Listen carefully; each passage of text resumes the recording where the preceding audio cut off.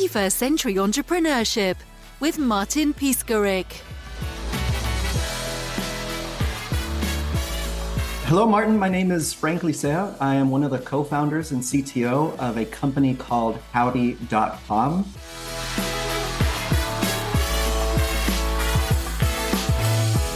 I didn't really consider myself a big entrepreneur. About 4 years ago, I quit my job after my co-founder kept asking me, hey, let's start this business. We're solving a problem here. And it really took her 1 whole year to convince me to leave my job as a high-paid software engineer and get paid nothing, bootstrap the company, and so on.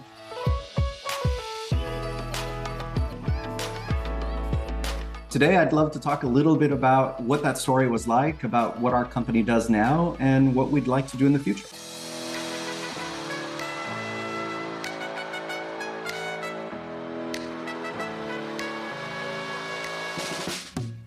I'll tell you a little bit about my background and a little bit about the company, just to give some context. I started my career as a software engineer here in Austin, Texas.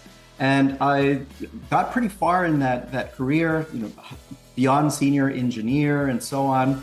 But I'd always been curious about the nature of business. So I built the software, but how was it sold? How was it marketed and so on? So I kind of had that entrepreneurial drive. All the while, all of a sudden, about 4 or 5 years ago, Amazon, Google, Facebook, Apple all moved into our small city, Austin, Texas.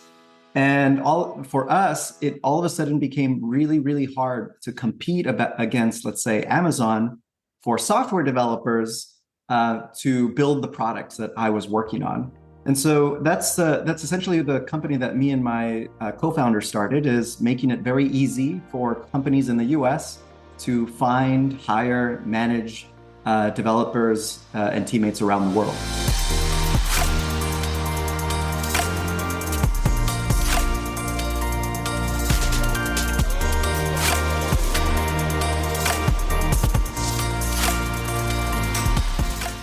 About 4 years ago, around the same time, I was in charge as a product manager of releasing a new credit card and debit card rewards program. And it was a little bit of a challenge because I couldn't afford software developers that had to pay $200,000 a year for with all this competition. And we were a small company. So our strategy was, we're going to mix the team. We're going to hire people in Austin. And then we're also going to find teammates in Colombia, where we could find them for a better, more affordable prices. And the trouble was, though, is that once I spent all this hard time finding the teammates, they were not happy, not with me. They loved working on our team, but I had to work with them through an outsourcing firm. And that ended up being a little bit of a challenge because the outsourcing firm was controlling their salaries. I just got a bill at the end of the month. I didn't actually know how much what I was paying was actually given to the developers. And that's a big risk because talented people want to get paid what they're worth. So that was the sort of genesis of could we form a platform and an infrastructure for people in the US to find their teammates, pay their teammates, provide them insurance and benefits, the whole full-time employee experience only where they lived, so that they could join and be normal team members and work with people in the US just as though they were any other teammate. And then how can we make it easy for companies in the US to work with us and build their teams internationally like that? One of the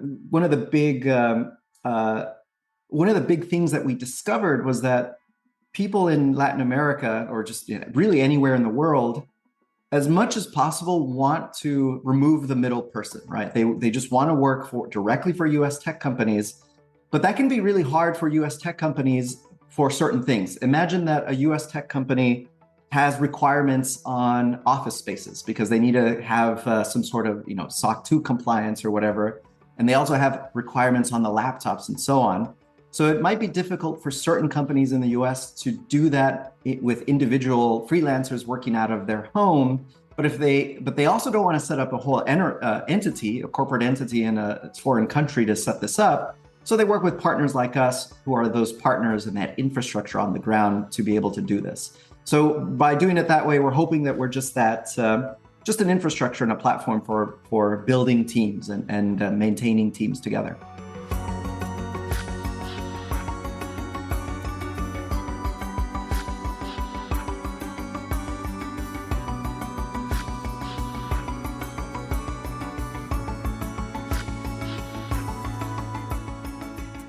One of the things that I learned when we were doing this, when we started the company, it's funny, sometimes problems seem completely insurmountable, but the first obvious steps actually cause you to learn a lot. So when we were starting the business, we, believe it or not, me and my co-founder kind of looking at each other and we're like, okay, so we want to hire people, in a different country. How do we do it? And not really knowing how, we're like, well, let's just go over there and spend time over there. So me and my co-founder spent weeks and weeks over there figuring this out. And so the first week that I was there, I lined up my Gmail calendar with as many coffee interviews or just coffee talks with software developers as I could. I was in Uruguay and in Buenos Aires. And what I had found out was that the best teammates that I really wanted to work with were not looking for jobs on the big platforms like Upwork or TopTal and so on, because what I discovered was that it's a big risk for them because they don't necessarily know the company culture of the company trying to hire engineers on these platforms. Often they'll hire contractors, international contractors, and give them the stuff that people in the US don't want to work on, which is horrible, right? Because you're trying to grow your career, and so you're working on the backlog stuff that nobody cares about. So for our teammates, when they discovered that I was down there, they were very talented people, and that we had gone through Y Combinator, that we had careers in Austin and in San Francisco, then all of a sudden they realized, oh, you all can pre-filter these companies for me so that they're real companies that really want me to join on a long-term basis and build my career there. And so what that caused, sort of just what we had discovered, was that the access to really good, talented people was much easier because we had better jobs. That was the value proposition for them. And in addition, it also filtered for the strongest English skills. Sort of that was one of the consequences, because they weren't going to be working behind a project manager who did all the customer-facing stuff. In this model, these teammates are just teammates like any other teammate who wants to join. We also learned some interesting things, like which countries have early English immersion learning early in their careers. So, for example, I didn't know this, but Uruguay it's very common for English immersion to be a curriculum. So we also understood which countries it was possible to find those English-speaking teammates to join a team full-time.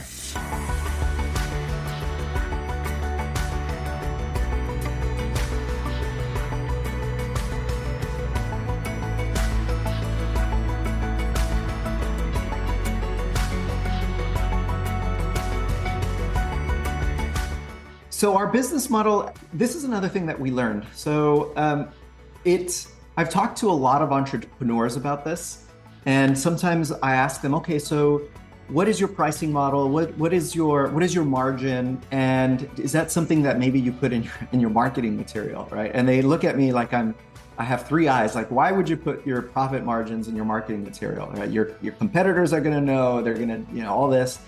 But what me and my co-founder found is that for certain transactions, maybe for everything, it's just better to be upfront, because it naturally filters out, maybe people who are price sensitive. It also builds trust immediately, especially with talented people.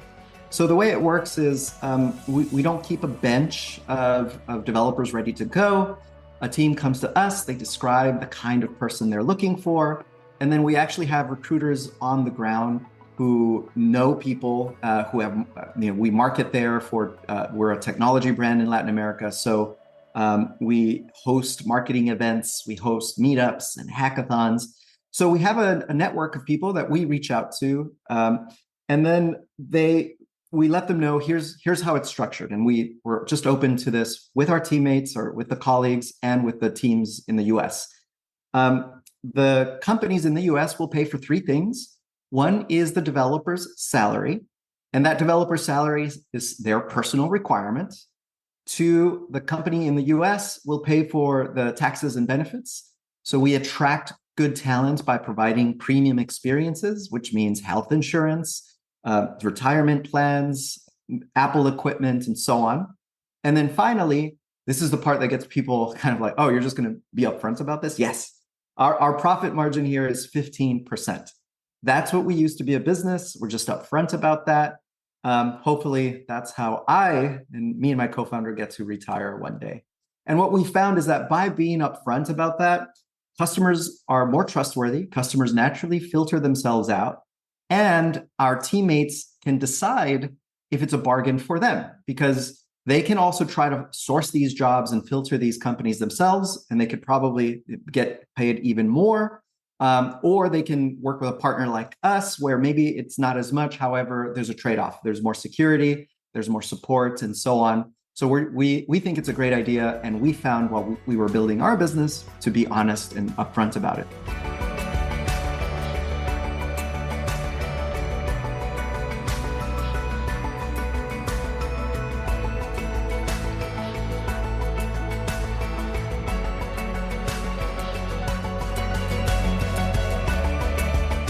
How do you communicate with your clients? So do you have do you prefer any specific channel like LinkedIn? Did you had any concrete marketing campaign that you would like to share with us? Yeah. So what we found in building our business is that without a brand, so we're not a household brand yet, but this time next year, Martin, I'm sure we'll be everywhere. Fingers crossed. But what we found is that because and we tried an experiment where we tried to do LinkedIn campaigns and Google AdWord campaigns, and without a household brand, at least in our experience, it's much too expensive to compete with firms who can afford to spend millions per month, right? So what we've pivoted recently, and we've decided, and what has actually given us the most value, is to focus without a corporate brand. It's easier to make a connection with a personal brand.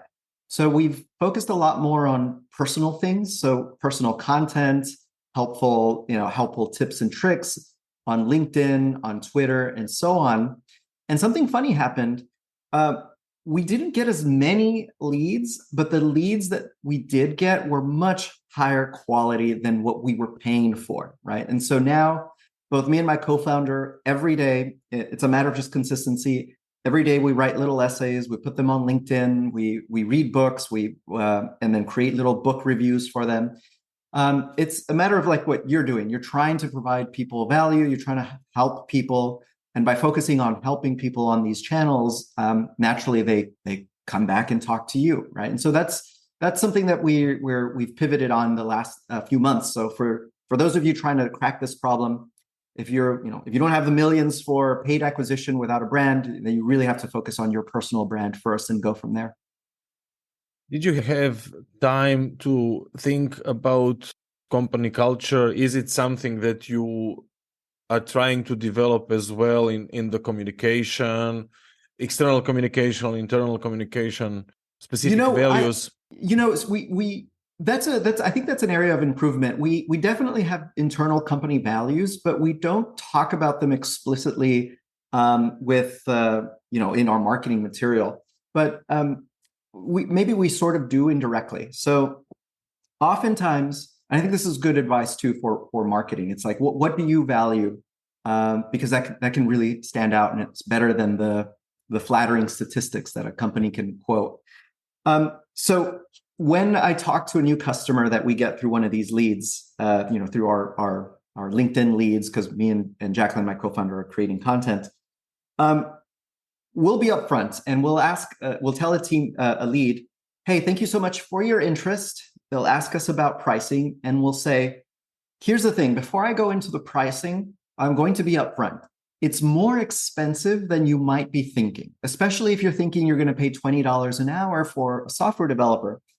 The reason it's more expensive and why we think it's a good trade-off is because we believe that in order to access developers that are really talented, the kinds of developers that maybe Google wants to work with, we have to provide them with a great experience. And here's the advantage, is that providing a great experience in like Colombia or Argentina is not as expensive as providing a great experience in San Francisco, California. Therefore, it's worth it to stand out by paying for the Apple equipment, paying for premium health insurance above and beyond the national programs, the snacks in the office and the coffee and all those things. And if you don't believe the same thing, then maybe this isn't the best solution for you. And so it took us a while to kind of come up with the courage to describe that these are the things that we value. And of course, it filters people out. But when it doesn't filter people out, people are selecting themselves in, and they're very committed to the vision, and it's much easier to close that sale. So we don't talk about our culture, our internal like company values like courage and planning and humor and so on. I think it's better to express the values in this way to find customers that share those values. What do you think are the most significant impacts? Our company in total is about 220 people with 7 offices across Latin America and a small headquarters in Austin, Texas. So we actually see, I've seen probably over 100 different teams over the course of the company that I've personally kind of helped to manage and I was a part of, especially at the beginning of the company. And I'm starting to see a slow shift, right? So when we started the company, the big value proposition for companies in the US were that we could help them set up their offices in another country and then have their teammates come to those offices, and we assign country managers and take care of the offices and the people and provide kind of remote management in partnership with those teams in the US. Then COVID happened. And all of a sudden, that wasn't such a big draw anymore because everybody was working all across the space. And what I'm starting to see now is slowly, and a few like hints here and there, that maybe the complete remote workplace only isn't going to be the trend that lasts another 5 years. I don't have a strong opinion on it, but I'll just kind of share some of the conversations I've been having recently that I haven't been having over, maybe 2 years ago. And the most common question that teams give me now is, what about like a hybrid solution? Like, is that possible? So is it possible to set up an office where people can come in a few days out of the week? Maybe I focus on hiring just in one city or just in 2 cities so people can come together and go home as needed. And that provides some, for those of you who are geeks about what it's like in different countries, the answer is always yes, but a little tidbit, in a country like Bogota, it could take you an hour to go, maybe a few kilometers from your apartment to the workplace. So we kind of help manage all of those things. But that is what I'm seeing, is that in more recently now there's more trends to that hybrid. And if I had to guess, I think I've also seen like very junior teammates struggle in remote only environments. I think that from what I've observed in my own personal opinion, that if you're very, very junior, you rely on the more senior teammates to help you. And it might be hard to form that kind of personal connection if you're not actually seeing the person day to day in person, having lunch with them, having coffee. And so I wonder if like in the next 5 years, we'll go back to, maybe not fully, completely in the office, but mostly in the office. Not 2 days a week in the office, but 4 days a week in the office. And some teams might be completely back in. We'll see. I think if that trend continues, it'll be there. But yeah, that's the kind of the latest trend I've been seeing with these teams. Falling down and then rising up, reach the clouds in a state of flux, rolling through the sky.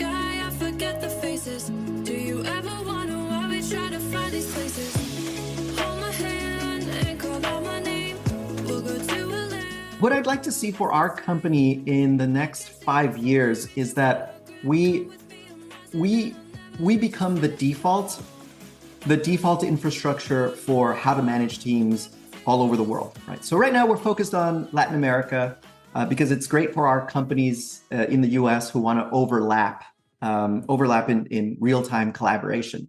And we're mostly focused on software developers. However, we've been doing experiments with all sorts of teammates. So these are teammates that are product designers, project managers, accountants, marketers, and so on.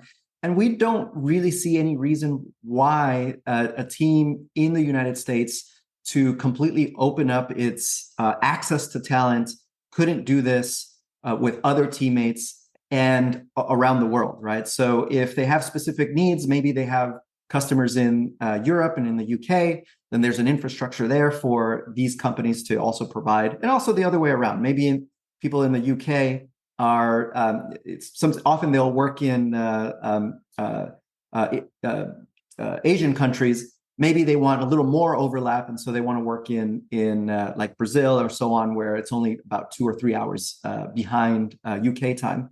So in the future, that's what I would love to see for us and our co-founder is that Howdy is the default sort of team building platform for face-to-face experience, in-person marketing, unique local benefits, a way to really build teams across the globe and help retain them and keep them together.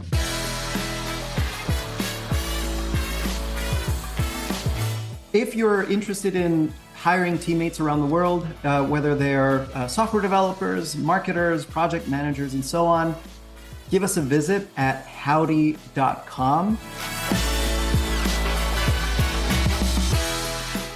I'm also active on LinkedIn and Twitter, where you can find me sharing a lot of the things that I've learned about starting a business, about marketing, about being a software developer and building products.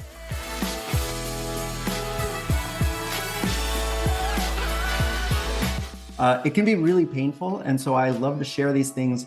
Number one, it's kind of therapeutic, but number two, people have found it really useful.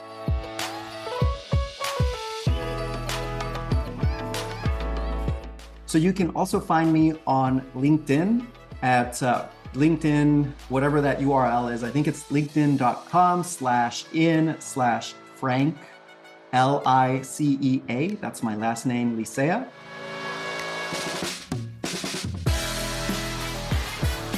And then finally, follow me on Twitter. I'll share more of my, everything that me and Jacqueline are learning, building our business. So you can find me on Twitter at Frank Licea Howdy. That's my tag. Again, my last name is Licea, Licea. 21st Century Entrepreneurship with Martin Piskarik. Imagine a space where triumphs, trials, and tales of entrepreneurship come alive.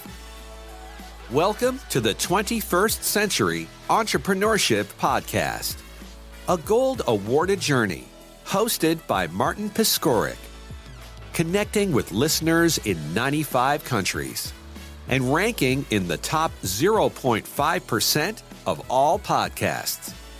Join our exclusive community, elevate your perspective, and embark on the path to success.